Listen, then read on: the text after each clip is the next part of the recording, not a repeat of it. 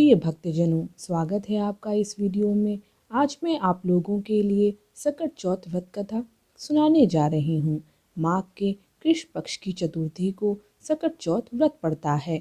इस दिन माताएं संतान की लंबी आयु के लिए निर्जल व्रत रखती हैं। यह व्रत संतान के जीवन में आने वाली हर संकट और बाधा से उन्हें बचाता है। इस दिन संकट हरण गणेश जी का पूरे विधि विधान के साथ पूजन किया जाता है। इसे संकष्टी चतुर्थी और तिलकुटा चौथ भी कहा जाता है। आज मैं आप लोगों को सकट चौथ की 3 कथाएं एक साथ सुनाने जा रही हूँ। कहा जाता है कि ये तीनों कथाएं सुनने से या पढ़ने से भगवान श्री गणेश की कृपा आप पर प्राप्त होती है। चलिए अब मैं आप लोगों को सकट चौथ की पहली कथा सुनाने जा रही हूँ। ये पहली कथा है शंकर भगवान की कथा। माँ पार्वती एक बार स्नान करने गईं। स्नान घर के बाहर उन्होंने अपने पुत्र गणेश जी को खड़ा कर दिया और उन्हें रखवाली का आदेश देते हुए कहा कि जब तक मैं स्नान कर खुद बाहर ना आ जाऊं, किसी को भीतर आने की इजाज़त मत देना। गणेश जी अपनी माँ की बात मानते हुए बाहर पहरा देने लगे। उसी समय भगवान शिव माता पार्वती से मिलने आए, लेकिन गणेश भगवान ने उन्हें दरवाजे पर ही कुछ देर रुकने के लिए कहा। भगवान शिव ने इस बात से बेहद आहत और अपमानित महसूस किया। गुस्से में उन्होंने गणेश भगवान पर त्रिशूल का वार किया, जिससे उनकी गर्दन दूर जाकर गिरी। स्नान घर के बाहर शोरगुल सुनकर जब माता पार्वती बाहर आई तो देखा कि गणेश जी की गर्दन कटी हुई है। यह देखकर वो रोने लगी और उन्होंने शिव जी से कहा कि गणेश जी के प्राण फिर से वापस कर दें।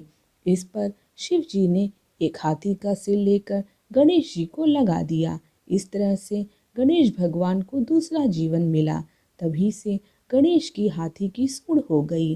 तभी से महिलाएं बच्चों की सलामती के लिए माघ माह के कृष्ण पक्ष की चतुर्थी को गणेश चतुर्थी का व्रत करने लगी। अब मैं आप लोगों को सकट चौथ की दूसरी कथा सुनाने जा रही हूँ। किसी नगर में एक कुम्हार रहता था। एक बार जब उसने बर्तन बनाकर आवा लगाया तो आवा नहीं पका। परेशान होकर वह राजा के पास गया और बोला कि महाराज, न जाने क्या कारण है कि आवा पक नहीं रहा है। राजा ने राजपंडित को बुलाकर कारण पूछा। राजपंडित ने कहा, हर बार आवा लगाते समय एक बच्चे की बलि देने से आवा पक जाएगा। राजा का आदेश हो गया। बलि आरंभ हुई। जिस परिवार की बारी होती वह अपने बच्चों में से एक बच्चा बलि के लिए भेज देता। इस तरह कुछ दिनों के बाद एक बुढ़िया के लड़के की बारी आई। बुढ़िया के एक ही बेटा था तथा उसके जीवन का सहारा था, पर राजा की आज्ञा थी कि दुखी बुढ़िया सोचने लगी, मेरा एक ही बेटा है, वह भी सकट के दिन मुझसे जुदा हो जाएगा। तभी उसको एक उपाय सूझा। उसने लड़के को सकट की सुपारी तथा धूप का बीड़ा देकर कहा, भगवान का नाम लेकर आवा में बैठ जाना, सकट माता तेरी रक्षा करेंगी। सकट के दिन बालक आवा में बिठा दिया गया और बुढ़िया सकट माता के सामने बैठकर पूजा प्रार्थना करने लगी। पहले तो आवा पकने में कई दिन लग जाते थे, पर इस बार सकट माता की कृपा से एक ही रात में आवा पक गया।